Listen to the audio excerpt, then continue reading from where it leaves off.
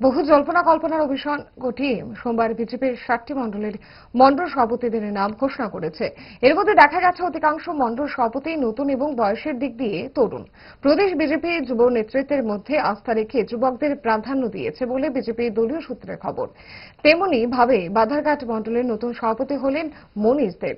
প্রতিটি বিধানসভা কেন্দ্রে নবনির্বাচিত মণ্ডল সভাপতিদের দলীয় কর্মী থেকে শুরু করে বিধায়করা সংবর্ধনা প্রদান করছে। মিনারানী সরকার বিধায়িকা নির্বাচিত হওয়ার পর থেকে এলাকা সংগঠনকে আরো মজবুত করতে, শক্তিশালী করতে কাজ করে চলেছেন।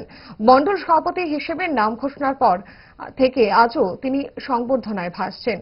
মঙ্গলবার বিধায়িকার বাড়িতে তাকে সংবর্ধনা প্রদান করে এলাকার বিজেপি কর্মীরা। তার নিযুক্তি নিয়ে বিধায়িকা বলেন, মনীষ এই এলাকার দীর্ঘদিনের কর্মী। প্রয়াত বিধায়ক দিলীপ সরকারের সময় থেকে সংগঠনের কাজ করে চলেছেন। ওনার নেতৃত্বে এই এলাকায় বিজেপি আরো শক্তিশালী হবে। নতুন মণ্ডল সভাপতি যিনি হয়েছেন মনীষ দেব, আমার দাদা যখন প্রথম রাজনীতির মধ্যে এসেছেন তখন ওর বোধহয় জন্ম হয়নি। তারপর থেকে যখন একটু বড় হয়েছে সে দাদার সঙ্গে সঙ্গে সব সময় ছিল, পার্টির জন্য সবসময় সে উৎপত্তিভাবে জড়িত ছিল। বর্তমান সময়ে সবাই দেখছে মনীষ দেবকে সব দিক দিয়ে পারফেক্ট আমার মনে হচ্ছে।